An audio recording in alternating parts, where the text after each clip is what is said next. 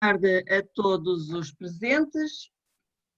É com muito gosto, enquanto vice-presidente da Ordem dos Engenheiros e como engenheira química, que faço a abertura deste webinar, promovido pela especialidade de Engenharia Química e Biológica, cujo tema, aproveitamento de resíduos de madeira para a produção de biopolímeros para tratamento de águas residuais, está perfeitamente inserido no 2020, ano da eficiência hídrica e economia circular da Ordem dos Engenheiros, como acabei de dizer. Apesar da pandemia provocada pelo Covid-19, a vida continua. E quase que temos que agradecer ao nosso vírus, pois tem-nos permitido assistir a webinars de grande interesse e qualidade nas diferentes especialidades e especializações em engenharia, que muitas vezes, de outra forma, não conseguíamos estar presentes e assistir à maioria deles. De facto, o tema deste webinar é reaproveitar resíduos florestais, poluentes, e mais especificamente resíduos da indústria, da pasta e do papel, sob a forma de coagulantes e de floculantes aplicáveis ao tratamento de águas residuais, que é uma mais-valia para a saúde do planeta e de todos nós, pois vem substituir substâncias de síntese provenientes do petróleo. Cumprimento a nossa convidada, professora e engenheira Graça Rasteiro, digníssima colega da região centro, e na pessoa do engenheiro António Gonçalves da Silva, presidente do Conselho Nacional do Colégio de Engenharia Química e Biológica e moderador desta conferência, cumprimento todos os participantes, desejando a todos uma boa sessão e passando a palavra de imediato para o Presidente Nacional do Colégio de Engenharia Química. Boa tarde, obrigado. António. E boa uma tarde, ótima Lídia. Muito obrigado, muito obrigado. Bem-vindos todos os colegas que quiseram estar hoje connosco. Este é o terceiro webinar que o Colégio Nacional de Engenharia Química promove e temos feito questão de não ir para o tema que nos invade todos os dias em casa, que é a Covid-19. Preferimos ir para um outro tema, que é o tema da sustentabilidade ambiental. A Ordem dos Engenheiros, desde 2018, que tem tido este tema da sustentabilidade ambiental sempre na sua agenda como tema central. Em 2018, o ano OE das alterações climáticas, em 2019, o ano OE da economia circular e da eficiência material, e este ano a eficiência hídrica. Portanto, é um tema central e o vírus há de passar, mas os problemas ambientais vão de ficar e, portanto, nós achamos que se calhar era interessante debruçar-nos sobre estes problemas em vez de irmos atrás do Covid-19, e assim temos feito. Hoje temos o prazer de ter connosco, além da nossa vice-presidente Lídia Santiago, ter também connosco a nossa colega Maria da Graça Rasteiro. A Graça é professora associada com agregação do Departamento de Engenharia Química da Faculdade de Ciências e Tecnologia da Universidade de Coimbra, isto é um nome muito comprido, Graça, e é coordenadora de um grupo de investigação em tecnologia de partículas, polímeros e biomateriais do Centro de Investigação de Engenharia de Processos Químicos e de Produtos da Floresta do Departamento de Engenharia Química. Relativamente à nossa instituição, é membro sénior da Ordem dos Engenheiros, e tive o gosto de a nomear como delegada em representação da Ordem dos Engenheiros para 2 working parties da EFCE, que é a Federação Europeia de Engenharia Química, em caracterização de sistemas de partículas e em mecânica de sistemas de partículas. Além disso, é, na região centro, a secretária da Mesa da Assembleia Regional da região centro. Mais ainda, representa Portugal em diversas ações COST, que são as ações da European Cooperation in Science and Technology. Portanto, é uma pessoa com um currículo bastante sólido e com conhecimentos específicos nesta área. Tenho a certeza que vamos ter um seminário muitíssimo interessante. Agora, gostaria de, como moderador, de falar sobre algumas regras do seminário. Vocês não podem falar, mas podem escrever.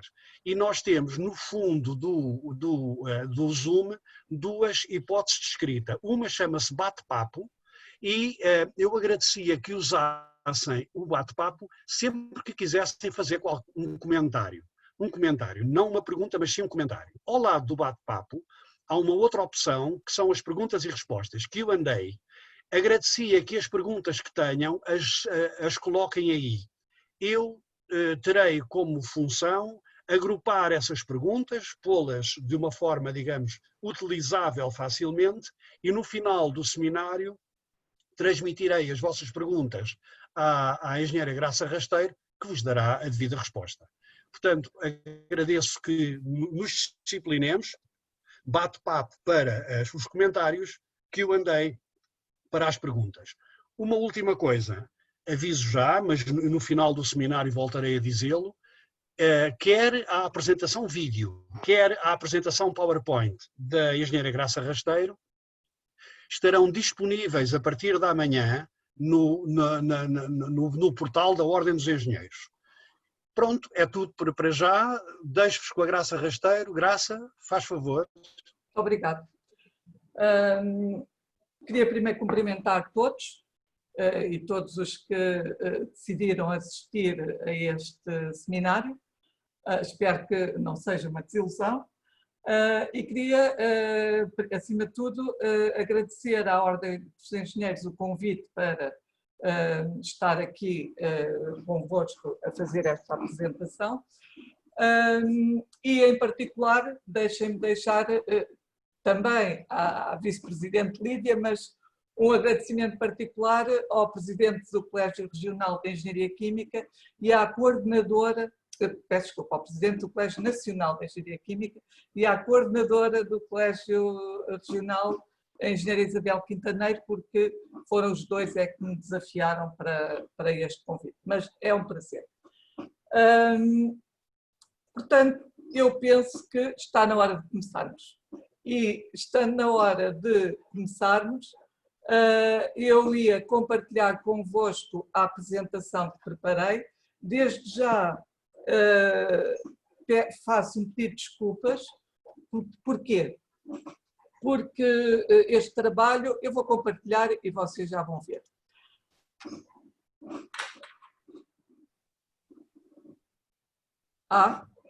António, desativou o compartilhamento da tela. Ou António ou a Sofia, não sei. Eu não desativei nada, isso provavelmente terá que ser o Carlos Gonçalves. Já pode. Está desativado. Peço desculpa, já pode. Já está? Pronto. Já está. Não sei, vou ver. Já está. Ok, agora já posso. Ok, estava eu a dizer que, portanto, este seminário não me envolve só a mim, foi o resultado de aquilo que eu vos vou falar, foi o resultado do trabalho de várias pessoas e, portanto, de acordo com o que me convidaram para, vai incidir nesta temática de produção de biopolímeros para tratamento de águas residuais e, neste caso particular, aproveitando resíduos de madeira para esse objetivo. Deixem-me também acrescentar que a maior parte do trabalho que eu vos vou aqui mostrar, e portanto dos resultados que vos vou aqui mostrar, são o resultado de um projeto europeu, o projeto EcoFloc, que tem um site, está aqui, e portanto depois, quando tiverem acesso ao PowerPoint, o site está ativo, podem consultar mais informação no site do projeto. Entretanto, posteriormente, nós estamos num segundo projeto relacionado com este primeiro, projeto esse que é do Centro 2020, mas a maior parte do trabalho que eu vos vou mostrar e todo o desenvolvimento de conceitos, de facto, foi no âmbito deste projeto europeu. Primeiro,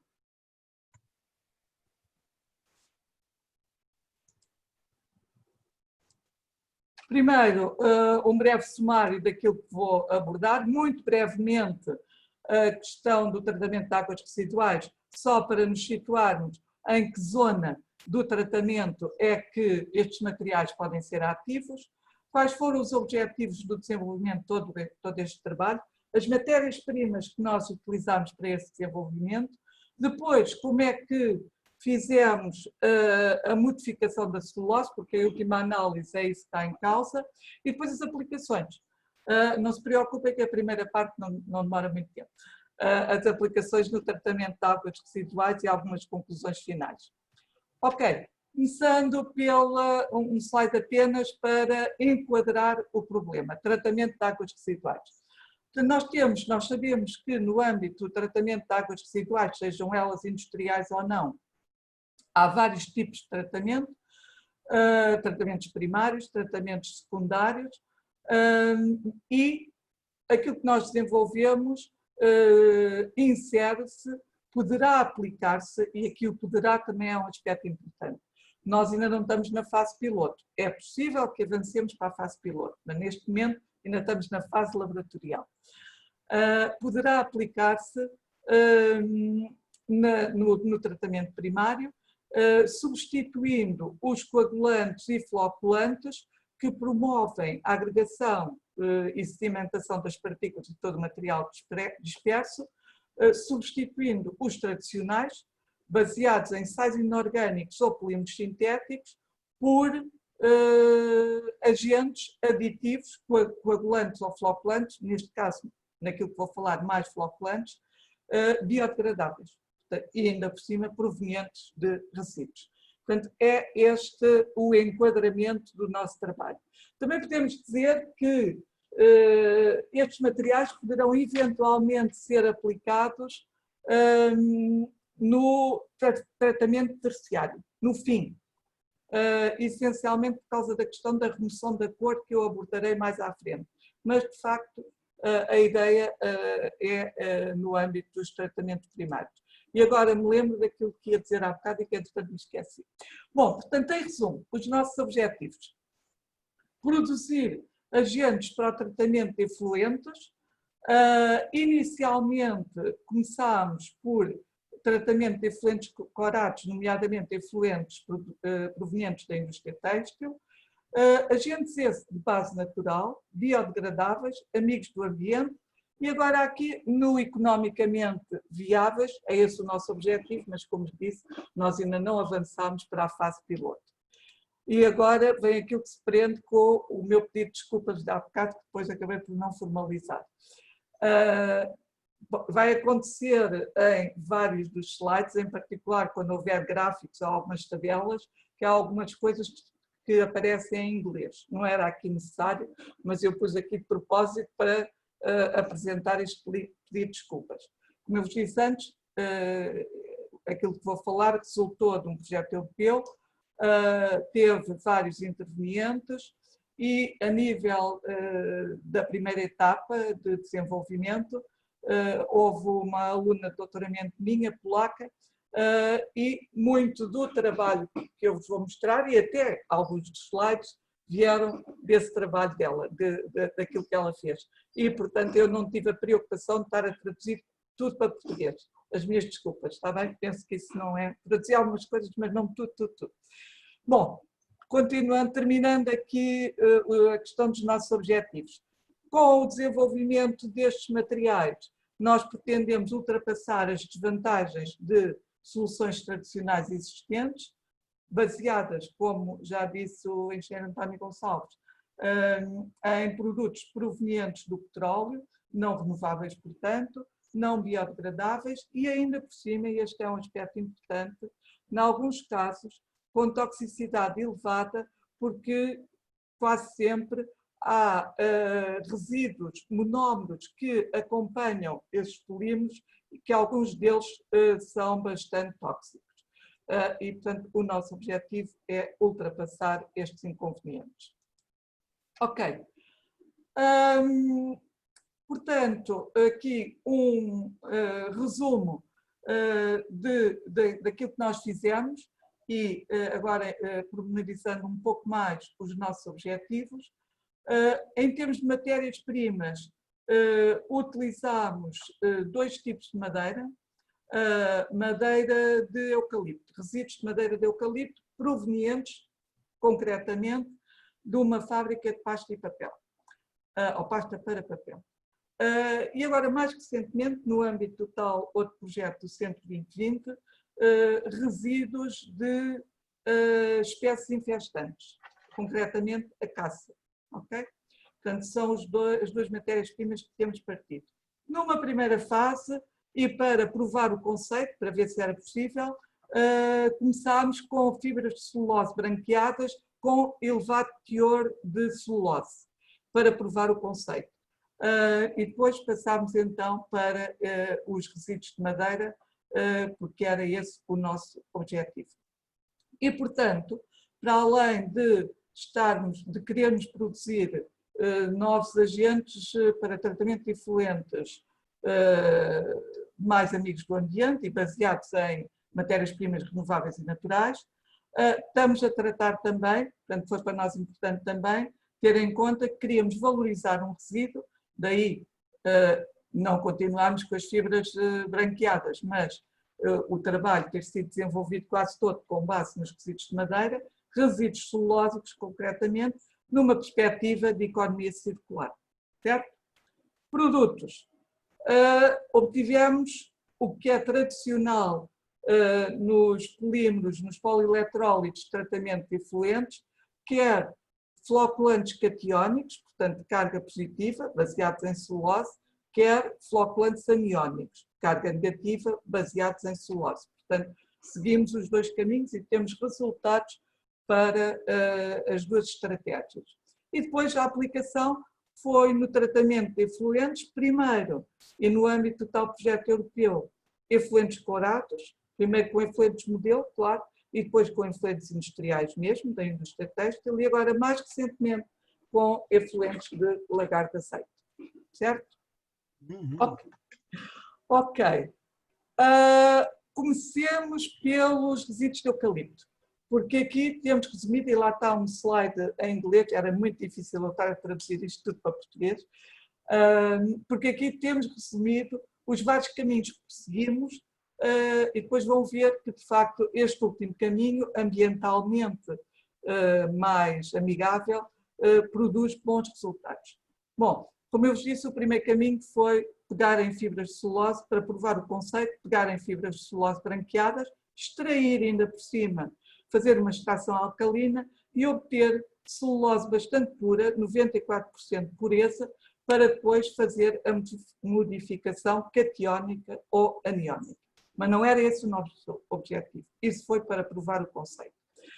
Então, pegando nos resíduos de madeira de eucalipto moídos, seguimos duas estratégias para obter celulose com algum grau de pureza. Okay? Uma primeira estratégia foi, primeiro, uma extração com água quente, seguida de um cozimento de craft, como eu digo, suave, não é o cozimento de craft normal para obter as fibras de celulose para o papel, suave, e quando eu digo suave estamos a falar no tempo e estamos a falar na relação dos reagentes com a quantidade de madeira, e obtivemos fibras de celulose, fibras ricas em celulose, melhor dito, e como tenho ali aquilo que a parte tem que ver aqui, com diferentes graus de pureza, 90% e 89% de celulose, consoante as condições que usámos aqui no cozimento de craft suave. E aproveito também para introduzir aqui, quando falamos do grau de pureza, para introduzir aqui a forma como nós, nesta área da pasta e papel, costumamos designar o grau de pureza dos materiais celulósicos, das fibras de celulose, que deve ser algo do conhecimento de muitos. É com base no chamado índice K, ou número K, que dá uma indicação, que se mede, e que dá uma indicação do teor de lignina nas fibras. Portanto, nós medimos o índice K, não é? E medimos também a quantidade de celulose. E com esta via obtivemos celulose menos pura do que a que tínhamos ali em cima, embora ainda com um elevado teor de celulose. Terceira via, porque queríamos minimizar ao máximo o consumo de energia e todo o processo de extração. Portanto, a terceira via foi eliminar o processo de extração com água quente e fazer apenas o tal cozimento de Kraft suave. Claro que obtivemos fibras celulósicas com índices de capa superiores e com menores teores de celulose. Será que é possível obter polieletrólitos, biopolímeros solúveis em água para o tratamento de efluentes, partindo de matérias-primas, porque isto é que vai ser a nossa matéria-prima de partida para a modificação. Partindo de matérias-primas que só têm este teor de celulose, desde já vos digo que sim. No caso da acácia, como já tínhamos otimizado este processo, portanto, no caso da acácia, centrámos exclusivamente nesta via. E é isso que temos aqui. Tivemos que ajustar as condições do cozimento de Kraft suave. Obtivemos fibras de celulose com índices de capa desta natureza, mas com teores de celulose mais baixos do que no caso do eucalipto, o que tem a ver com a constituição da própria madeira da acácia. E que correspondem a um teor de lignina, que é um parâmetro importante, entre 2% e 4,5%. Ok. Portanto, isto foi a nossa matéria-prima de início. Fizemos um processo extrativo. Esta vai ser a nossa matéria-prima agora para a modificação, para a cationização e para a anionização. Portanto, o objetivo é a obtenção de celulose solúvel em água, em última análise. Experimentámos, testámos várias vias, várias possibilidades e a estratégia que conduziu a melhores resultados foi uma estratégia bietâpica, uma modificação em 2 etapas. Primeiro, um processo de oxidação da celulose, com a abertura dos grupos sacarídeos e introdução na cadeia de celulose de grupos aldeído. Produzimos aquilo que se chama a celulose dialdeído. E é esta que vai depois ser modificada para ser cationizada ou anionizada. Certo? Bom, agora tenho aqui uma reaçãozita, mas não é para prestarem muita atenção, o mais importante está em baixo, só para vos dizer o seguinte. Portanto, cá está a nossa celulose, processo de oxidação com peroidato de sódio, otimizamos estas condições, estão aqui. Muito importante, esta reação tem que ocorrer sem luz, no escuro. Com esta oxidação, abrimos o grupo glucose e cá estão os grupos aldeído e agora vamos inserir aqui aquilo que nós queremos, os grupos catiónicos ou os grupos aniónicos. Neste caso estamos a falar de cationização e inserimos aqui grupos de amónia quaternária por reação com o chamado reagente de Girard. E no fim obtivemos celulose solúvel em água. Ok? Foi também nosso objetivo, quer na cationização, quer na anionização, produzir polímeros com diferentes cargas. No caso da cationização, isso implicou utilizar razões de reagente, grupos aldeído diferentes, da ordem de 1 e depois superiores a 1. E, em todos os casos, conseguimos produzir os tais biopolímeros solúveis. Certo? A caracterização, não vou entrar aqui em pormenor, foi feita de diversas maneiras, permitindo obter a composição química do produto final, o grau de substituição, a carga e também o peso molecular e algo relacionado com o peso molecular, que é o chamado raio hidrodinâmico, que para mim sou da área das partículas, é um parâmetro importante e que influencia o desempenho do polímero no processo em causa. Ok, agora a anionização. Até aqui tudo igual, até a obtenção da celulose de aldeído. A diferença está no reagente que utilizamos para introduzir os grupos negativos, sulfonatos, foi o metabisulfito de sódio, e aqui também, portanto, estas foram as condições que usámos para esta reação, esta até à temperatura ambiente, é preciso notar, e aqui para obtermos os produtos com diferentes graus de substituição, portanto cargas diferentes, o parâmetro que nós manipulámos foi o tempo de reação, desde as 24 horas até às 144, desde já vos digo que não é preciso, não há necessidade de ir até tempos de reação tão elevados, embora nós tenhamos coberto toda esta gama. Brevemente, uma informação sobre os diferentes produtos que nós obtivemos. Está aqui essencialmente a informação sobre o grau de substituição, não, isto é a matéria-prima, peço desculpa. A matéria-prima que partimos, o grau de substituição, o índice de cationicidade e a carga dos nossos polímeros. E temos aqui informação sobre os produtos obtidos partindo das tais diferentes matérias-primas. Mais pura em celulose, menos pura em celulose, que será este caso aqui. E como se vê, foi possível obter diferentes graus de substituição, que variam entre cerca de 0,74 e 1,27, correspondendo a índice de cationicidade, penso que o maior é este, 3,62 até o maior, portanto, e o mais baixo, 2,84, e claro que correspondem a diferentes cargas do polímero. Aqui que tem menor índice de cationicidade, tem também menor carga. O mesmo vai acontecer naquilo que vos vou mostrar para a celulose aniónica. As matérias-primas são as mesmas.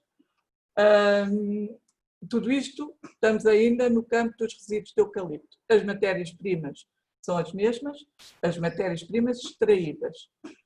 Os graus de substituição aqui são, há um aqui um bocadinho mais baixo para esta matéria-prima. Numa das situações, não se esqueçam que o que estamos a variar aqui é o tempo de reação, para obtermos diferentes graus de substituição. Para o tempo de reação mais baixo, para esta matéria-prima, não conseguimos um grau de substituição tão elevado. Índice de anionicidade, claro que acompanha o grau de substituição e, claro, em termos de carga, agora temos cargas negativas, em valor absoluto um pouco mais baixas do que as do polímero catiónico, mas ainda assim cargas negativas elevadas entre menos 31 e menos 45 milivolts. Certo? Ok. Então, antes de passarmos aos testes, à aplicação destes materiais no tratamento dos dois efluentes de que vos falei inicialmente, efluentes da indústria têxtil e efluentes de lagar de azeite, deixem-me dar aqui um panorama geral, agora que já sabemos os polímeros que produzimos, agora do que foi o todo do trabalho. Portanto, produzimos polímeros baseados em celulose, polímeros catiónicos, polieletrólitos, floculantes, polímeros aniónicos, biopolímeros aniónicos baseados em celulose, polieletrólitos também, floculantes. Por acaso, também produzimos, mas não vou falar disso hoje aqui, coagulantes baseados em taninos, mas não faz parte da minha apresentação, pois nas referências está lá. Portanto, se alguém tiver interesse, pode ver ou pode-me contactar. Começámos, naturalmente, por aplicar estes materiais em efluentes modelo, é a estratégia do investigador, não é? também a nível da matéria-prima, começámos com a matéria-prima mais pura para provar o conceito, e agora a nível da aplicação também começámos com efluentes modelo, corados, com estes corantes ou aqueles corantes positivos ou negativos, e depois passámos para os efluentes industriais. Efluente da indústria têxtil, corado, e um efluente muito complicado, que é o efluente de lagarto de azeite. Essencialmente, depois no fim, se houver tempo, posso-vos falar de um complemento, mas essencialmente nós fizemos testes descontínuos, os chamados jar tests, aplicando diferentes concentrações de polímero, diferentes gamas de pH e também a possibilidade de combinar o nosso polímero com agente inorgânico, uma argila. Os indicadores de desempenho foram essencialmente a variação da turbidez do efluente, também a absorvância, mas isso foi só na parte inicial, está relacionado, e da carência química de oxigênio. Estes dois são os nossos indicadores de desempenho, turbidez e carência química de oxigênio. Bom, comecemos então pelo primeiro efluente, os efluentes corados, e, portanto, como eu disse, a avaliação da eficiência foi feita com base no controle da turbidez e também da medição de CQO, testes descontínuos, testes JAR, e a percentagem de remoção de cor que vai aparecer em muitas tabelas e em muitos gráficos, ou alguns, não se preocupem, não sou assim tantos, ou alguns, tem a ver com a comparação entre a turbidez inicial do efluente e depois a turbidez em cada instante, certo? E é com base nisso que nós calculamos a percentagem de remoção de cor. Primeiro caso, efluente modelo, certo? Temos aqui dois efluentes modelo, azul de metileno e cristal de violeta, e temos várias condições de teste. Eu já dizia ali atrás, embora não o tenha referido, mas estava lá escrito, que para os efluentes corados as melhores soluções passam sempre pela utilização de um sistema dual, seja o polímero catiónico ou o polímero aniónico, mas combinado com uma argila. Nós escolhemos a bentonite porque é uma argila também muito pequena, 2,3 ou 2,5 micra de tamanho. Testámos diversas soluções, aqui temos a melhor solução, seja em termos de pH, de concentração de bentonite ou do polímero, e como se vê, a quantidade de remoção de cor, as imagens falam por si. Sabemos que, quantificando, temos, dependendo das condições de teste, isto aqui corresponde ao pH 2,5, pH 4 e pH 7, temos remoções entre 99% e 82%, o que é muito bom, e mais, estes testes, que aqui vos estou a mostrar, foram feitos com o polímero obtido a partir da matéria-prima menos pura em celulose. Os dois testes que vos estou a mostrar foram feitos com o polímero obtido com a pasta com índice K 26,7, portanto, matéria-prima menos pura em celulose. Para o cristal de violeta, os valores não são tão bons para o pH 7, para o pH 3, para o pH ácido, são muito, muito bons, 95%, mas também é preciso ver que os efluentes da indústria têxtil, tal qual eles nos chegam, são normalmente ácidos. De qualquer maneira, comparando com um polieletrólico de referência usado nestes tratamentos, uma poliacrilamida, as nossas remoções são superiores às que se obtiveram usando a poliacrilamida de referência. E temos uma para os catiónicos, para comparar com os polímeros catiónicos, e outra para comparar com os polímeros aniónicos. Passando agora ao efluente industrial, aqui temos tudo resumido. Temos, portanto, os resultados em termos de remoção de turbidez para os diferentes pHs. e para os polímeros obtidos com as diferentes matérias-primas, certo? E depois a comparação com o polímero sintético, o mesmo que estava lá atrás, com o polímero sintético, a poliacrilamida. Só uma nota, estes resultados são para cada caso, para cada uma destas matérias-primas, sempre para a celulose de maior carga, mas vamos ver nos gráficos que tenho a seguir que não há assim tanta diferença em termos de desempenho. A conclusão que se tira é que a melhor solução é sempre usando o sistema dual, bentonite mais biopolímero, e dependendo do pH, temos remoções entre 97% e 67%, e também, se posso passar... não era isto que eu queria. Está mais à frente. E também, para o pH neutro, nós, na maior parte dos casos, temos remoções da ordem dos 70%, às vezes até superior. E, de qualquer maneira, remoções iguais ou superiores às que se obtêm com o equivalente sintético de base hidrocarbónica.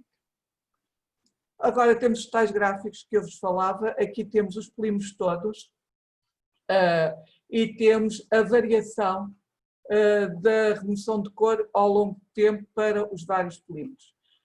Não vou agora aqui estar a explicar em pormenor o que são todos estes polímeros, são os tais polímeros obtidos a partir das diferentes matérias-primas e com diferentes teores de carga, aqui estão todos. O importante é ver que, de facto, nós conseguimos sempre resultados iguais ou superiores ao polímero sintético, que é o que está aqui correspondente aos círculos vermelhos. Aqui, para este caso, portanto, para estas condições, com um pouco mais de polímero, no caso da poliacrilamida, também usámos esta concentração de poliacrilamida, naturalmente, quisemos comparar nos mesmos termos, portanto, para este caso ainda é mais notório que a remoção é melhor com os biopolímeros, certo? E também temos uma ideia que a remoção é relativamente rápida. Agora, para o caso do pH seco, já sabemos que os resultados não são tão bons para o caso do pH neutro, ali estávamos a pH 3, as condições em termos de quantidade de bentonite e polímero são as mesmas, mas as conclusões que eu retirei há bocado mantêm-se. A diferença é que a remoção final não é tão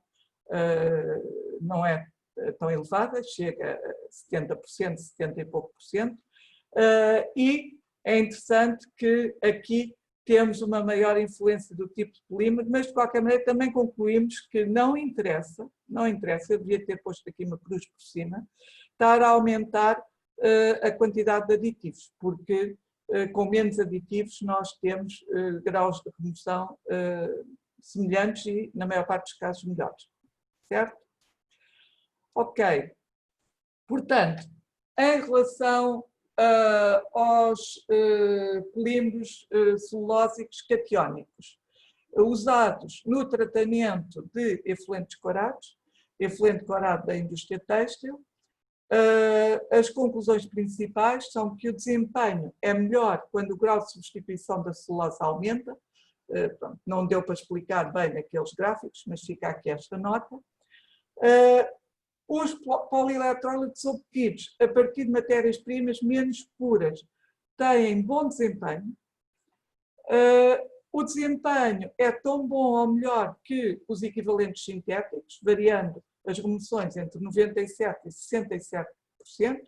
Sabemos que há uma grande influência do pH, mas para pH neutro conseguimos remoções com, digamos, a formulação adequada da ordem dos 70%.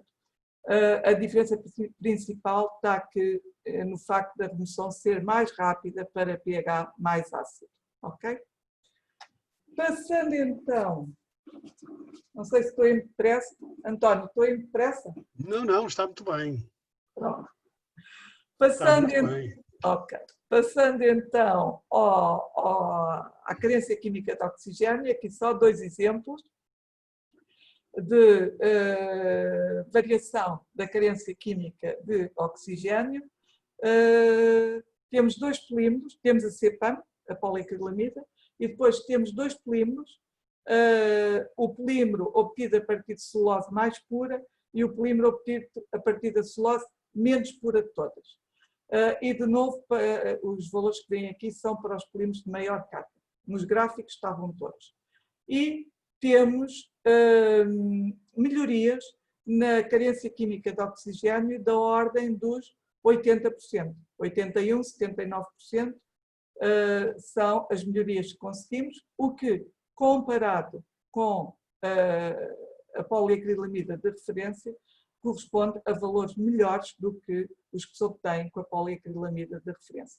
Claro que já tinha com cuidado cá, portanto, aqui estes valores têm-se em conta. Claro que estamos a usar o sistema de Boll, certo? Polímero mais bentonite. De notar, não tenho aqui para vos mostrar na apresentação esses resultados, de notar que para este efluente, quando se usa a poliacrilamida, em vez dos nossos polímeros celulósicos, também é necessário a adição do margila. Também é necessária a adição ou do margila ou de outro material inorgânico. Portanto, esta necessidade de, para ter melhores resultados, juntar o material inorgânico não é exclusiva dos polímeros celulósicos. Mantém-se quando estamos a usar o polímero sintético. Nós temos resultados usando os polímeros sozinhos, o polímero sintético sozinho e até a bentonite sozinha. E os melhores resultados são sempre na combinação dos 2 agentes, o inorgânico com o polímero, ou o sintético ou o biopolímero, certo? Agora, passando aos polímeros aniónicos, aplicados na mesma no efluente da indústria têxtil, o efluente é igual, e de novo a estratégia de apresentar aqui os resultados é a mesma. Temos ADACs, polieletrólitos aniónicos, obtidos a partir das diferentes matérias-primas. Estes primeiros resultados que vêm aqui é para o polímero a celulose aniónica obtida ao fim de 72 horas de reação e, como se vê, mantém-se a influência do pH, claro, mas os melhores resultados são para pHs ácidos, mas, como se vê, temos remoções da ordem acima de 65% com pH neutro, pH certo? E se, em vez de esperarmos 72 horas de reação, retirássemos o nosso material ao fim de 24 horas? São os retângulos que estão agora aqui a preto, e ainda assim, nesta situação, nós também temos bons resultados. Portanto, de facto, claro que nós na investigação temos que estudar estas variáveis todas, e para escrever o artigo temos que considerar estas variáveis todas. Mas, de facto, com tempos de reação mais baixos, nós atingimos basicamente os nossos objetivos. Tirando este caso aqui do polímero aniónico obtido a partir da matéria-prima menos pura e para o pH neutro, nos outros casos os resultados são muito semelhantes e, portanto, não interessa ir para tempos de reação tão elevados. Não há necessidade, o que economicamente deve ser favorável, digo eu. Ok. Portanto, resumindo aquilo que eu disse para a celulose aniónica, o desempenho é melhor quando o grau de substituição aumenta. Os polímeros obtidos a partir de matérias-primas menos puras têm ainda assim um bom desempenho. O desempenho é equivalente ao polímero sintético poliacrilamida aniónica.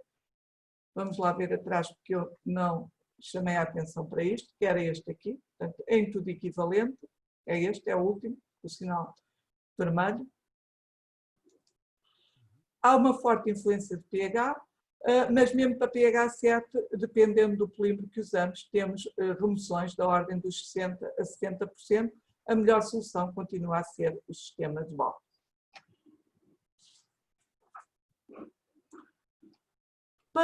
A nível do CQO, os graus de melhoria de CQO, a percentagem de melhoria de CQO, são também bastante bons.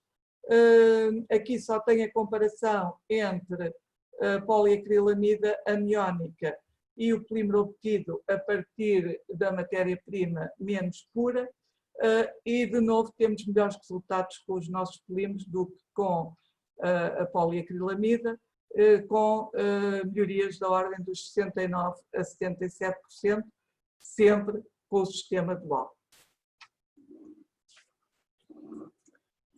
E sobre os efluentes da indústria têxtil é tudo. Agora ia passar ao efluente de lagar de azeite, que é um efluente muitíssimo mais complicado. Este foi o nosso efluente, é bonito.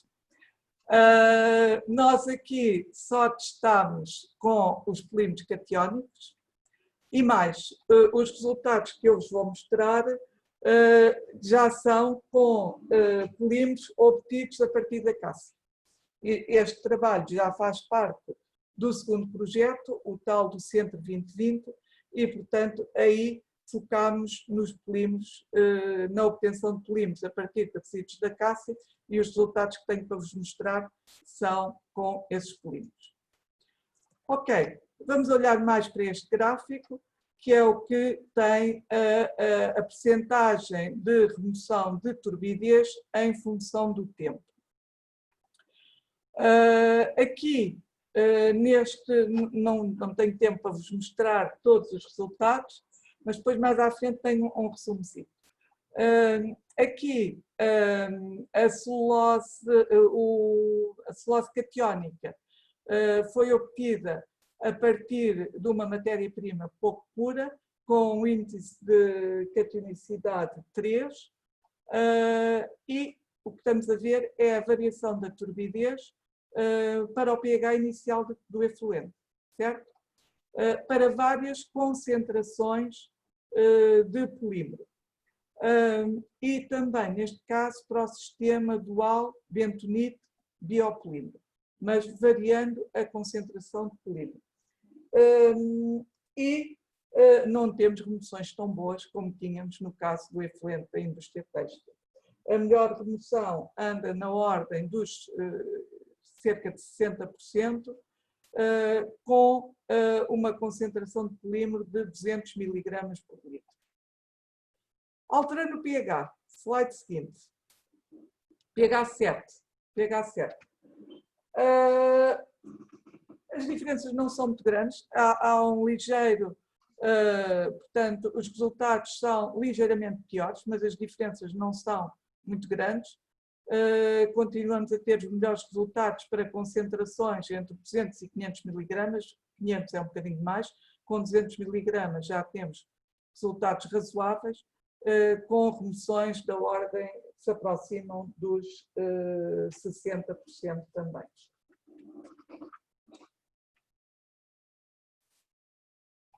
Ok, e será que é necessário aqui usarmos o sistema dual?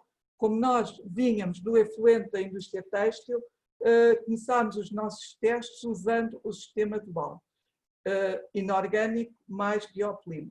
Contudo, quando passámos a utilizar só o biopolímero, chegámos à conclusão que, de facto, não há necessidade, neste caso, de usar o sistema dual. Com o biopolímero, temos até melhores resultados, como se vê aqui, com boas remoções, que se aproximam, tenho que ir ver, está ali tapado, tenho que ver aqui na minha cábula, se aproximam quase dos 70%, com 100 mg por litro de biopolímero, e usando apenas biopolímero. Lá atrás precisávamos de 200 mg e até no pH 7 chegávamos aos 500 mg. Portanto, de facto, usar só o biopolímero é uma melhor solução para este efluente. Portanto, resumindo, depois tenham um panorama geral. Temos uma boa remoção da turbidez para um efluente deste tipo, que é muito difícil de tratar, ao pH do efluente e a pH 7, com remoções de turbidez entre 76% e 68%, e melhores resultados utilizando apenas o biopolímero. Temos melhor desempenho, não estava lá no gráfico, mas garanto-vos que temos também melhor desempenho. O Ricardo, que foi quem fez aqueles gráficos, que esqueceu-se de pôr, temos também melhor desempenho do que quando se usa o polímero sintético. Catiónico neste caso, porque o polímero que nós usámos foi a celulose catiónica. A influência de pH não é muito notória, portanto, trabalhar ao pH inicial ou ao pH 7, os resultados são muito parecidos, e temos bons resultados para concentrações entre 100 e 200 mg por litro nos dois sistemas, mono ou dual. Relativamente à redução de CQO, e isso é que, de facto, é um problema maior, volto a repetir, estes são efluentes muito difíceis, a redução de CQO não é tão significativa como no caso dos efluentes da indústria têxtil. Ok, agora aqui dois resumos.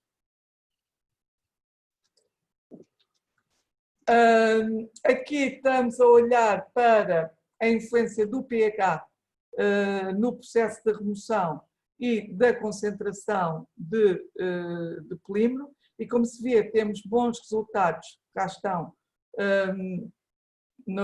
entre os 70 e pouco e os 60% para os dois pHs, e também temos a comparação entre o tratamento sem o inorgânico, sem a bentonite e com a bentonite. E não há grandes diferenças. Por exemplo, para este caso do pH inicial, temos melhores resultados quando não usamos a bentonite e precisamos de menos quantidade de polímero. Portanto, tal como eu já tinha dito, para este efluente não se justifica a utilização do sistema dual. Aqui é uma comparação entre polímeros com diferentes graus de cationicidade, estão aqui indicados. Não se nota grande influência, também o grau de cationicidade não variou muito, e a carga variou entre mais 39 e mais 44 milivolts. Aqui, ambos os resultados são sem bentonite, e gostava de chamar a atenção para o seguinte. Isto é o resultado ao fim de 2 horas, e ao fim de 2 horas já temos remoções de turbidez significativas. Claro que, continuando, e em particular para o pH inicial, a remoção de turbidez aumenta bastante. Certo? Ups. Ok, agora é que vem o busilis, que é o CQO, carência química de oxigênio. A máxima remoção que conseguimos foi com e sem bentonite, foi da ordem dos 20%, o que é um valor baixo. De qualquer maneira, ainda assim melhor do que com a poliacrilamida de referência. E é interessante ver que o pH neutro conduziu às melhores remoções. A utilização da bentonite não tem grande influência, mas isto diz-nos que, ao contrário, nós já sabíamos, basicamente, e quando escolhemos este efluente tão difícil, podíamos ter escolhido outro, mas quando escolhemos este efluente tão difícil, não foi por acaso, queríamos mesmo testar condições limite, portanto, vai ser necessário um tratamento secundário posteriormente ao tratamento primário, certo? Estamos em, digamos, interação com outros colegas que não trabalham em floculação nem desenvolvimento de vários floculantes, mas trabalham em tratamento de efluentes e trabalham essencialmente em processos reativos, processos Fenton, coisas desse tipo. Estamos em interação com eles para ver em que medida é que o nosso tratamento primário prévio facilita e permite utilizar condições menos drásticas nos tratamentos secundários seguintes. É um trabalho que temos em curso. Ok, É assim, relativamente àquilo que estava previsto, isto era o que eu tinha para vos apresentar. Eu tenho aqui mais 3 slides que, se o António achar que merece a pena apresentar, eu apresento. Se não, passo já para as conclusões. Explico o que é que, só para dizer o que é que estes slides se referem. Correspondem a uma metodologia que nós desenvolvemos já há algum tempo, 2008, que passámos agora a aplicar aos efluentes, para monitorizar o processo de floculação. A metodologia é para isso, e que, como tal, facilita o pre-screening dos floculantes mais adequados para uma dada aplicação e das condições de operação mais adequadas para uma dada aplicação. Pronto, se quiserem eu mostro, se não passo... Acho que tem interesse, Graça. Acho que tem interesse. São 3 slides. Sim. Ok, pronto. Portanto, como o António disse, o nosso colega António disse, eu sou coordenadora do grupo de partículas, polímeros e biomateriais. Partículas é o meu gene. O meu gene são as partículas. Nós fomos o primeiro laboratório de caracterização de partículas cá em Portugal.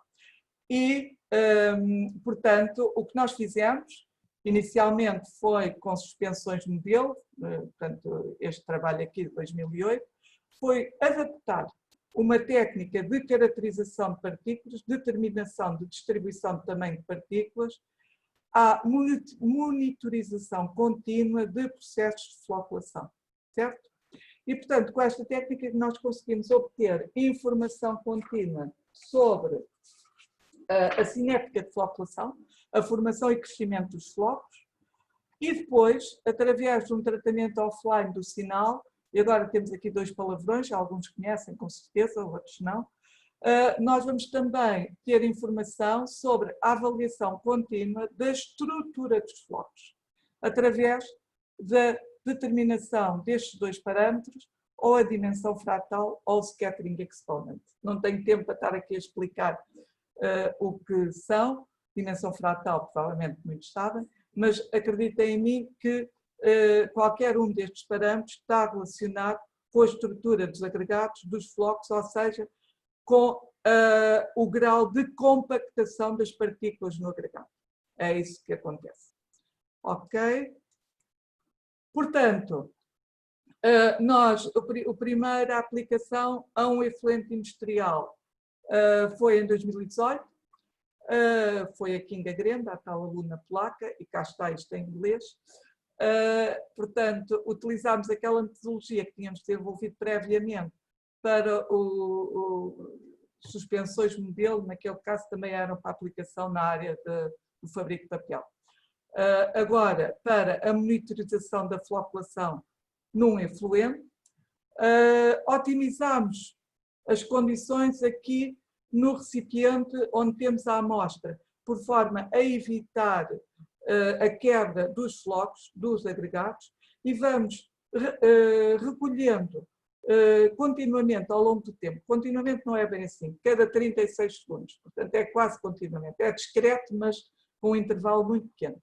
Ao longo do tempo, informação sobre a distribuição de tamanhos de partículas na amostra, portanto, à medida que os flocos se vão formando, o tamanho das partículas vai aumentando.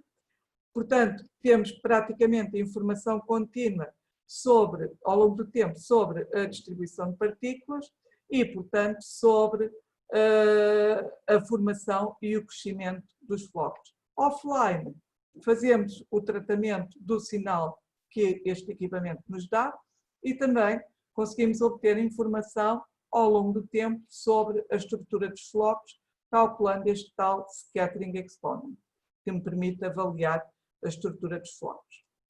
Resultados, só vos vou mostrar 2, um para a cinética, 2 para a cinética, aliás, e 2 para o scattering exponent, para a variação da estrutura dos flocos.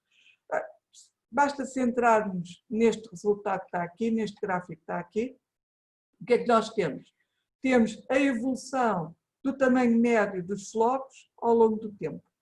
aqui tamanho médio descrito pela mediana da distribuição, para várias concentrações de polímero. E é evidente que nós conseguimos detectar o efeito da concentração de polímero, aqui é para um dado polímero, da concentração de polímero na cinética de floculação. Não é? Mais interessante ainda, na minha opinião, é que quando eu junto mais polímero, tenho flocos maiores, mas tenho uma outra característica. Estes flocos são reconformáveis. Crescem nos primeiros 60 segundos, até um valor máximo, e depois, à medida que a floculação continua, vai haver uma reorganização dos flocos. Isso vai se traduzir na evolução do tal scattering exponent relacionado com a estrutura dos flocos. Mas aquilo para que eu queria chamar a atenção é que, com esta técnica, eu consigo avaliar a cinética de floculação, primeiro, consigo discriminar o efeito da concentração de polímero e consigo também discriminar o efeito do tipo de polímero que estou a utilizar. Aliás, vê-se isso quando comparando esta situação com esta. Deixo só estas 3 dicas. No que se refere à estrutura dos flocos, aqui temos, para o primeiro caso e para o segundo caso, a evolução da estrutura dos flocos ao longo do tempo. Preciso de dizer aqui uma coisa. Portanto, isto é o tal scattering exponent que nós calculamos ao longo do tempo, com um tratamento offline, e uma partícula compacta, portanto, que não tem poros, não tem porosidades, tem um scattering exponent de 3. Quanto menor o scattering exponent, menos compacto é o meu floco, é o meu agregado, certo? E como se vê, olhando outra vez para a tal situação da maior concentração de polímero, dos 5,3 miligramas por litro, inicialmente os agregados eram um pouco compactos, mas com esta concentração de polímero rapidamente evoluíram para agregados muito mais compactos que eventualmente estabilizaram. A estrutura de floco estabilizou, o que concorda com o que vimos atrás, e vou voltar lá. Concorda com o que vimos atrás, porque o tamanho dos flocos também estabilizou. Certo? Portanto, estabilizou tamanho e estabilizou estrutura. E claro que a estrutura é diferente, neste caso, quando eu variei a concentração, aqui tem agregados mais compactos, porque consegui flocular mais, consegui juntar mais partículas com esta concentração maior de polímero. E esta técnica permite-nos fazer este tipo de análise, aquilo que eu chamo o pre-screening das condições de operação para um determinado tratamento. Pela primeira vez, nós usámos este procedimento, esta estratégia que desenvolvemos em 2008, para fazer testes em efluentes reais, neste caso, efluentes da indústria têxtil, e desta forma, com este pre-screening, nós podemos evitar mais testes piloto, podemos minimizar os testes piloto, que é o que normalmente se faz no terreno, certo? Podemos minimizar esses testes, o que poupa dinheiro. Terminei. Conclusões. A 2 níveis. Ao nível da valorização dos resíduos de madeira e ao nível do tratamento das águas residuais. Conclusões. Penso eu que posso dizer que foi possível desenvolver uma estratégia de produção de celulose solúvel, a cationização e anionização da celulose, com um procedimento dietático que funcionou para fibras com diferentes teores de lignina, mesmo com processos extrativos suaves, e é possível controlar a modificação por forma a obter biofloculantes com cargas diferentes, certo? Os biofloculantes obtidos são tão ou mais eficazes do que os polímeros sintéticos tradicionais, de base hidrocarbónica. As mais comuns são, de facto, as poliacrilamidas. Estes biopolieletrólitos foram testados com sucesso, penso que posso dizer, em efluentes da indústria têxtil e efluentes de lagar de azeite. No caso dos efluentes clorados, há necessidade de recorrer a um sistema dual. Portanto, os biopolímeros produzidos caracterizam-se pela sua solubilidade em água, à temperatura ambiente, é preciso notar, pela elevada densidade de carga e pela sua biodegradabilidade. Estamos a fazer ensaios de toxicidade sobre estes biopolímeros. E, na minha opinião, claro, acho que se pode prever um elevado potencial de aplicação no tratamento de águas residuais de diversas indústrias. E pronto. Isto é alguma da bibliografia que nós produzimos. Vou passar à frente para vos agradecer pela vossa atenção e agradecer também a todos os intervenientes que permitiram que nós chegássemos a estes resultados. Muito obrigado. Muito bem, muito obrigado, Maria da Graça. Foi ótima a apresentação e temos aqui algumas perguntinhas. Portanto, ainda não acabou o seu dia, ainda tem aqui umas perguntinhas para responder. Eu também tenho algumas, mas não são muitas. Muito bem. Então temos de uma pessoa que provavelmente não conhece, chama-se Isabel Quintaneiro. Pois. A Isabel Quintaneiro, que é a coordenadora do Colégio de Engenharia Química e Biológica na região centro, tem duas perguntas. Eu vou fazer as duas perguntas da Isabel Quintaneiro e depois outras duas perguntas do nosso colega José Manuel Correia Alves, que também colocou duas questões. Portanto, a Isabel Quintaneiro faz a seguinte pergunta.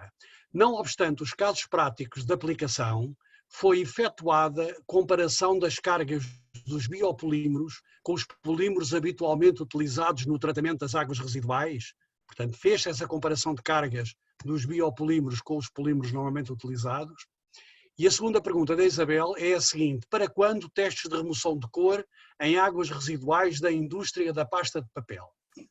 Graça? Quer que responda já? Já, Isabel, e depois passamos. Fazer as outras perguntas. Portanto, nós comparamos, em boa verdade, com mais do que uma poliacrilamida, mas aquela que selecionámos, aquela que eu vos mostrei, os resultados não eram muito diferentes. Aquela que vos mostrei é aquela que corresponde a um teor de carga, a uma densidade de carga que costuma ser usada e que é semelhante à dos nossos biopolímeros, que é 50% de densidade de carga. Sobre a questão de... não lhe posso responder a essa pergunta, Isabel, só em privado. São trabalhos em curso com algum grau de confidencialidade. Pronto, muito bem. É o que eu tenho que dizer à segunda pergunta. Portanto, não podemos navegar, não é, nestas águas. Para já, não. Entretanto, espero que sim. Ok. Então passaria às perguntas do nosso colega José Manuel Correia Alves. Faz duas perguntas também. A primeira pergunta é a seguinte: estas soluções já foram experimentadas no tratamento de água potável em estação de tratamento de águas, uma vez que também aí se utilizam polieletrólitos para o processo de floculação? Esta é a primeira pergunta. A segunda pergunta é a seguinte: relativamente ao pH, realmente a reação é mais favorável a pHs muito baixos e incompatíveis com o processo de tratamento de água, pois em média o processo de mistura de floculação com produtos que usamos, o pH ótimo é na ordem dos 6,5 a 6,7 e usamos uma mistura de coagulante Pax XL10, que é um polihidroxicloreto de alumínio, e coagulante Floquat FL4440, CEP, que é um polieletrónico catiónico de cloreto de polidimetil de amónio. Portanto, a questão é sobre os pHs ótimos. Certo. Sobre a primeira pergunta, testes em tratamentos para a água potável, não fizemos ainda esses testes. Eu volto a lembrar que aquilo que referi logo no início, que nós temos estado sempre numa fase laboratorial e todos os testes que fizemos foi a nível laboratorial, embora utilizando efluentes reais. E de facto não fomos ainda buscar nenhuma unidade de tratamento de água água para beber, água potável, uma amostra inicial para depois tentarmos o tratamento. É uma possibilidade, podemos fazer isso. Se o colega estiver interessado, o colega que colocou essa questão, tem aqui o meu mail, podemos fazer isso. Sobre a questão do pH, eu concordo, mas, como vimos, para vários dos polímeros e para vários dos polímeros e para ambos os efluentes, aliás, no caso do efluente do lagar de azeite, não havia grande influência do pH, o pH inicial e o pH 7 davam resultados muito semelhantes, mas estava eu a dizer que para vários dos polímeros nós conseguimos remoções muito significativas, da ordem dos 70%, com o pH 7. Muito bem. Entretanto, Graça, o nosso colega José Manuel Correia Alves diz: sim senhor, estou interessado, e depois contacta, está bem? Está bem, ok. Muito bem. Entretanto, apareceram mais duas perguntas. Uma que é do nosso colega José Rui Simões, que pergunta se foi feito algum ensaio com matérias-primas, além de eucalipto e acácia, genericamente lignocelulósicas. Portanto, se experimentámos outras matérias-primas, além do eucalipto e da acácia. Para já não. A única outra matéria-prima foi só como prova de conceito, embora vamos imaginar que uma fábrica de pasta quer pegar nesta ideia e construir uma fábrica. Nós não patenteamos. Está tudo publicado. E quer construir uma fábrica para fazer isto. Pode ter interesse em usar como matéria-prima as fibras celulósicas, porque podem ser um excedente, ou daqui por uns anos podem se tornar um excedente, não é?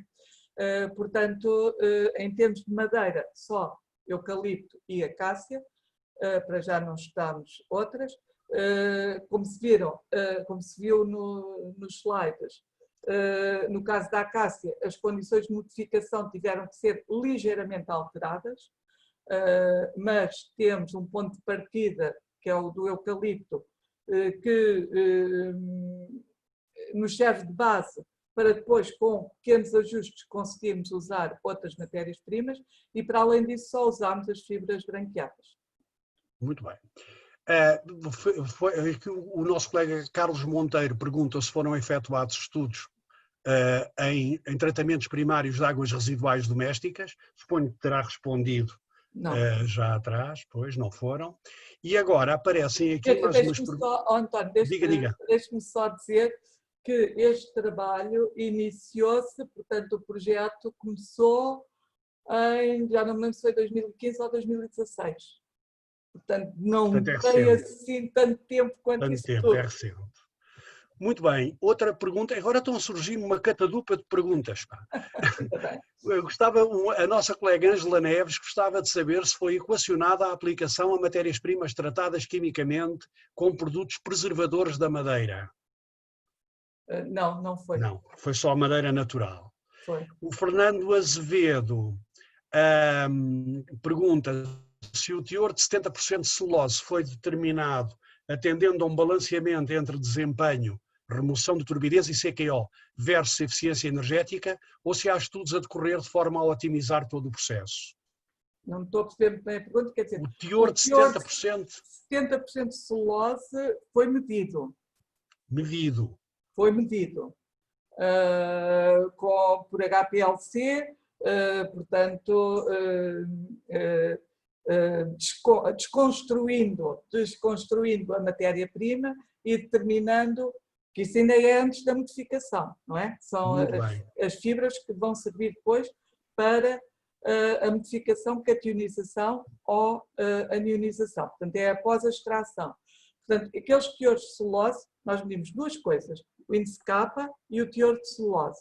E os teores de celulose foram medidos por HPLC, desconstruindo a matéria-prima e depois determinando a quantidade de grupos de glucose que estão presentes. Não é? Portanto, foi medido os 70, os 90, o que quer que seja. Agora, porque é que eu me foquei tanto na questão da celulose menos pura? Ou melhor dito, das fibras menos puras? porque naturalmente quando eu faço o processo extrativo e obtenho fibras menos puras, esse processo extrativo foi mais suave. E se foi mais suave, gastou menos reagentes ou demorou menos tempo. E, portanto, também consumiu menos energia. Portanto, numa perspectiva mais económica, exatamente, numa perspectiva económica, faz sentido que eu tente minimizar esse processo extrativo. Daí eu ter-me focado tanto que, mesmo quando eu utilizo como matéria-prima, após a extração, a tal celulose menos pura, conseguimos modificações bastante boas e desempenhos a nível do tratamento também bastante eficazes. Muito bem. Depois eu tenho aqui uns comentários e tenho também algumas perguntas minhas que estou a deixar para o fim, mas a última que tenho aqui, que não são comentários, mas pergunta, é da Isabel Quintaneiro e pergunta se são expectáveis a breve prazo a utilização de biopolímeros para o tratamento de lamas provenientes de águas residuais urbanas. Não. É assim, como a Isabel sabe, eu sou académica, embora goste de trabalhar em coisas aplicadas, isso tudo. E este trabalho, por exemplo, foi feito com várias empresas que estão aqui indicadas. Portanto, isso é uma possibilidade. Agora, nós vivemos em função dos projetos, infelizmente. Infelizmente. E, portanto, essa possibilidade não se colocou ainda, porque, de facto, não temos nenhum projeto para olhar para esses resíduos. Queria, no entanto, mas é uma possibilidade, e quando não são trabalhos muito extensos, nós produzimos os polímeros e podemos, com os nossos alunos de mestrado, encaixar esse tipo de estudos. É uma possibilidade. Se a Isabel tiver interesse, podemos também conversar com isso. Deixem-me, no entanto, aqui dar uma outra dica que não tem a ver com o tratamento de efluentes, mas onde estes nossos polímeros também já estão a ser considerados. Tudo aquilo que eu falei tem a ver com o tratamento de efluentes, de águas residuais, e, de facto, essa foi a nossa ideia inicial, quando começámos este trabalho. Mas depois vão surgindo outras ideias. E há três, uma é também relacionada com os efluentes, mas há três áreas onde nós estamos a estudar a aplicação destes nossos polímeros. Uma área de exploração do açúcar. Não sei se sabem que a descoloração do açúcar ainda se faz com poliacrilamidas, entre outros processos. E, portanto, descoloração de produtos alimentares que precisam de ser desclorados. Certo? Esse é um trabalho que já temos resultados. Outra área não tem nada a ver com floculação nem com este processo, mas é usar estes mesmos polímeros para substituir polímeros sintéticos usados no encapsulamento de determinados materiais. Também temos resultados a esse nível. E uma terceira área, que é uma coisa nova, que está mesmo a iniciar, de qualquer maneira não tem problema em dizer, é a abordagem aos microplásticos. Certo? Portanto, são outras áreas que nós estamos a considerar ao nível da utilização destes mesmos materiais. Muito bem.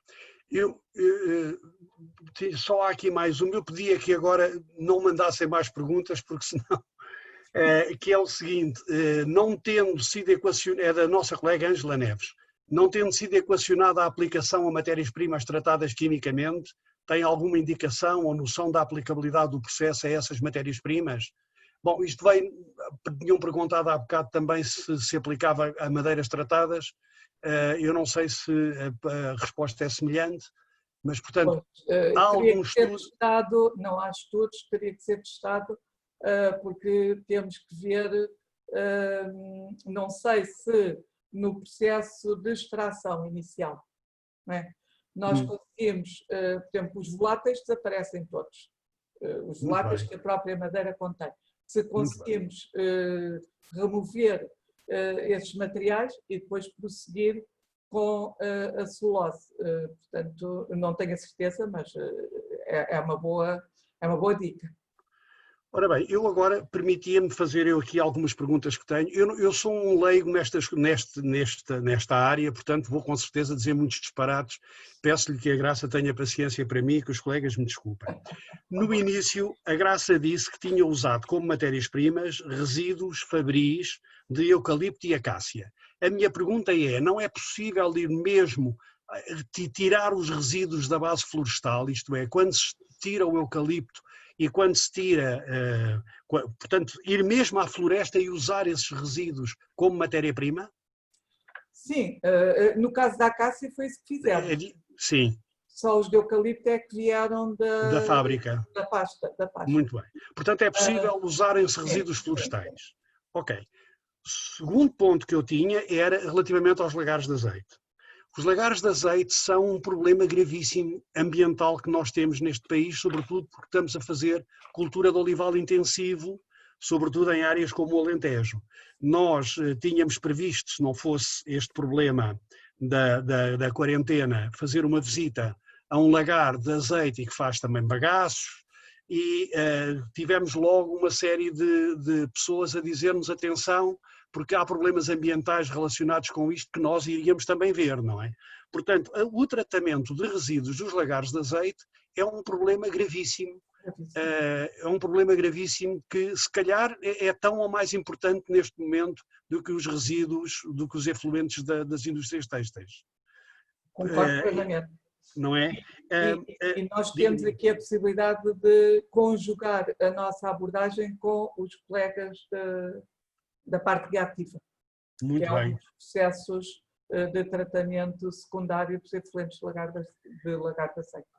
Uma coisa curiosa que me apareceu foi o facto de não ser necessário usar o processo dual, pôr a bentonite, no caso do lagares de azeite. Porquê? Tem alguma ideia disso? Qual é exatamente o papel da bentonite, o papel da argila ali no processo? Eu penso que há uma explicação para isso. Aliás, dois fatores que se conjugam. No caso dos efluentes clorados, nós quase não temos partículas, não é? E, portanto, eu preciso de um adsorvente primeiro e depois aquilo que eu vou flocular é o adsorvente com as moléculas do corante absorvidas na bentonite. Mas claro que a bentonite sozinha não funciona porque ela não sedimenta. Pois. Portanto, preciso combinar as duas coisas. No caso dos efluentes de lagar de azeite, não é assim. Eu já tenho muitas partículas e, portanto, a floculação ocorre mais facilmente a esse nível, sem necessitar da bentonite. Não preciso meter lá mais partículas. E depois, e eu acho que isto também é uma razão para o polímero proveniente de matéria-prima menos pura ter dado melhor resultado. Matéria-prima menos pura significa não só que tem menos celulose, mas significa que tem mais lignina. E a lignina é hidrofóbica. Muito bem. E, portanto, eu penso que é esta conjugação de mecanismos que leva a que o polímero sozinho, que é um polímero algo complexo, não é? Porque tem também lá alguma lignina. Aliás, nós quando vemos a distribuição de pesos moleculares, que eu não mostrei, dá precisamente conta disso, que eu tenho ali várias frações, mas consigo solubilizá-las todas, o que é interessante. E, portanto, isso pode contribuir para que funcione daquela maneira sem necessidade da bentonite. Bom, eu de qualquer maneira o que lhe digo é que se eu fosse Ministro da Ciência punha o meu dinheiro era em projetos sobre os resíduos dos lagares de azeite, porque acho que neste momento tem uma importância ambiental para o país muito forte. Finalmente, a última coisa que vai ser com certeza um disparate, mas eu trabalhei muitos anos em tensoativos, na indústria dos detergentes, e quando vi aquela oxidaçãozinha e aquela produção de celulose catiónica e aniónica, disse assim, mas esta gente está a produzir tensoativos de base celulósica. Nunca se lembraram de começar a fazer formulações para ver se aquelas formulações tensoativas dão um razoável detergente, ou um bom detergente, ou um bom desengordurante? António, para já estamos a trabalhar com lignina, tensioativos de base lignina. De lignina, pronto. Mas é que aquilo podia ser uma maneira de fazer biotensoativos. Estamos a trabalhar, temos um trabalho também em curso com tensioativos de base lignina. Muito bem. Eu devo dizer-lhe que fico muito contente de não ter dito uma grande asneira. Não, faz todo sentido. Aliás, também há artigos publicados, não só de outros colegas, nesse âmbito. E desde já lhe digo, pronto, portanto, a sua pergunta faz todo sentido. Quem é que está a apostar muito nisso? A Finlândia. Pois. Está a apostar muito nisso. Pois, claro. Muito bem, eu tenho aqui ainda mais algumas, mas são mais comentários do que propriamente perguntas, nomeadamente tenho aqui mais um comentário de uma pessoa que eu suponho que conhece, que é o Jorge Telhada, a dar-lhe os parabéns pela apresentação e a dizer que eles, não sei quem são eles, estão interessados na reutilização, tratamento de águas de circuitos fechados, de águas de arrefecimento em instalações industriais. A aplicação em instalações de extração contínua de azeite também nos interessa, porque é uma área que o nosso grupo se dedica, não sei qual é o grupo. Temos até um serviço de assistência técnica em Trás-os-Montes, informa o Jorge Telhada. O Jorge vem cá fazer uma visita, que já não vi há muito tempo. O Jorge Telhada foi meu professor. Muito bem. Além disso, cá fazer uma visita que já não nos visita há tanto tempo. Eu sei que ele está por perto agora. Muito bem. Tem aqui uma série de pessoas que lhe dizem que gostaram muito da sua apresentação. Obrigado. Temos aqui de um Carlos Roberto de Lima, que diz que foi muito interessante e diz que está iniciando atividades como perito judiciário e ambiental e estas pesquisas muito contribuirão para a avaliação de efluentes, bem como indicações de seus respectivos tratamentos. Eu, pelo português que está usado, suponho que teve assistência no Brasil.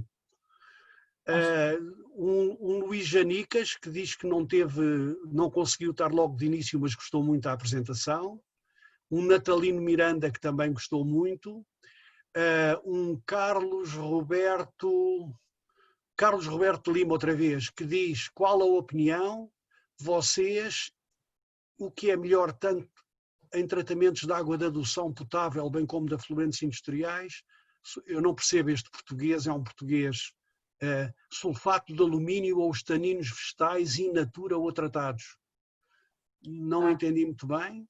Ele está a comparar, está a falar dos coagulantes, foi aquilo que eu não falei, dos taninos. Temos a mesma questão, que é substituir os sulfatos de alumínio. E já agora, eu há pouco esqueci-me de referir que nós também fizemos testes, no caso dos efluentes têxteis, em vez da bentonite com sulfato de alumínio, combinando com o nosso biopolímero, mas a bentonite funcionou melhor. Portanto, aquilo que ele está a falar é substituir o sulfato de alumínio pelos taninos modificados. Há bons resultados também que mostram que os taninos modificados podem substituir, enquanto coagulantes, os sulfatos de alumínio. Muito bem. Depois temos aqui, que confirma a sua audiência brasileira, um Lincoln Audrey Cordeiro, que diz que está no início, que achou a palestra muito interessante, está no início do mestrado em Engenharia Florestal da Universidade Federal do Paraná, no Brasil, e a princípio vou trabalhar com o uso de tanina em águas residuais em indústrias de celulose e papel. Percebi outras metodologias interessantes que a professora Maria da Graça, adotou em suas pesquisas. Parabéns pelo webinar, Lincoln Cordeiro.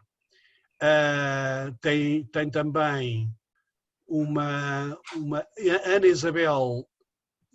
Isabel Marquês, Ana Isabel Marquês, que eu sei quem é, que dá os parabéns pelo seminário, e um Merlindo Manjate, que diz, muito interessante, são trabalhos necessários em Moçambique. Portanto, teve audiência no Brasil e em Moçambique. Está a ver, Graça? Isto foi uma coisa internacional. Muito bem. Parabéns à Ordem dos Engenheiros pela iniciativa. Claro, isto foi uma excelente iniciativa. Obrigado a todos e parabéns à Ordem dos Engenheiros pela iniciativa. Muito obrigado. Eu queria fazer o meu agradecimento especial à Maria da Graça. Em primeiro lugar, à boa ideia que a Ordem dos Engenheiros teve, isto foi o Conselho Diretivo Nacional que teve esta ideia, portanto, e depois à Maria da Graça por ter aceito, mas não quero esquecer a Isabel Quintaneiro, que foi a primeira pessoa que levantou a ideia deste seminário e que teve a assistir aqui. E queria lembrar a todos que no portal da Ordem dos Engenheiros, se forem lá a um sítio que é Juntos Ficamos em Casa, carregarem aí, a partir da manhã têm a apresentação em vídeo da engenheira Graça Rasteiro e também o PowerPoint. Mas, além disso, têm também a mesma coisa para todos os webinars que foram feitos até agora. E, portanto, podem ver os webinars todos da Ordem. Muito bem, eu então... O António me permite só uma pequena favor. nota em relação à questão dos taninos e aos colegas brasileiros. Naquela bibliografia que eu pus de artigos nossos, há lá 1 ou 2 artigos sobre a questão dos taninos. E de qualquer maneira podem sempre contactá-la por e-mail, não é? Porque o seu e-mail está disponível. Muito bem, então eu queria agradecer a todos os que estiveram presentes, nomeadamente à Maria da Graça, dar a todos votos de muito boa saúde neste período que ainda é um bocadinho estranho que vivemos, e dizer que há mais webinars na Ordem dos Engenheiros, continuem a seguir-nos. Muito obrigado a todos e um bom resto de dia. Adeus, Maria da Graça, muito obrigado. Obrigado. Boa tarde. Eu vou sair. Também eu.